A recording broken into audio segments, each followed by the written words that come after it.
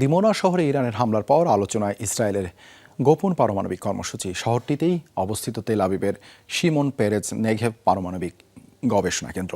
অভিযোগ রয়েছে এখানেই ভয়াবহ এই অস্ত্র তৈরি করে দেশটি, যদিও প্রকাশ্যে এই অভিযোগ কখনো স্বীকার করেনি তারা।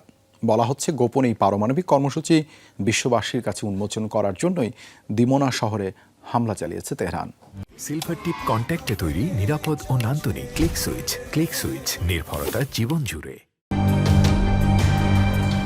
আনুষ্ঠানিকভাবে কখনো স্বীকার না করলেও ধারণা করা হয় মধ্যপ্রাচ্যের একমাত্র দেশ হিসেবে পারমাণবিক অস্ত্রের মালিক ইসরায়েল অতি গোপনে নিজ দেশে ভয়াবহ এই অস্ত্র তৈরি করেছে দেশটি।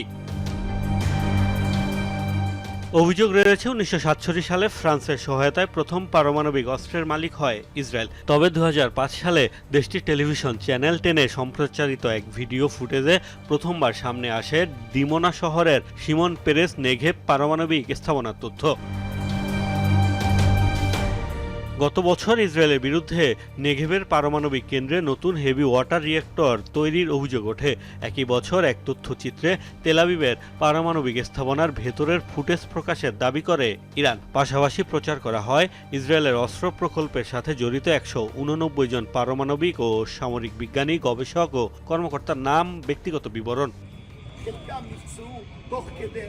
চলমান যুদ্ধে ইসরায়েলের কৌশলগত গুরুত্বপূর্ণ শহর দিমোনায় ব্যাপক হামলা চালিয়েছে ইরান। শহরটির বিভিন্ন স্থানে ব্যাপক ক্ষয়ক্ষতির তথ্য পাওয়া গেলেও পারমাণবিক স্থাপনা ক্ষতিগ্রস্ত হওয়ার খবর মেলেনি।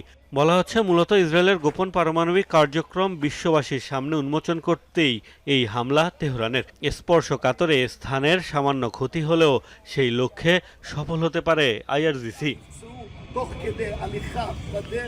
বিশ্লেষকদের মত, পারমাণবিক অস্ত্র নিয়ে ইসরায়েলের এই অস্পষ্ট অবস্থান দূর করতে পারলে আন্তর্জাতিকভাবে ব্যাপক চাপে পড়তে পারে দেশটি।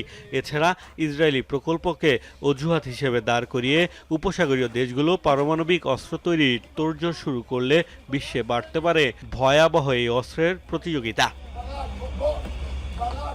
মোস্তফা মাহমুদ, যমুনা নিউজ।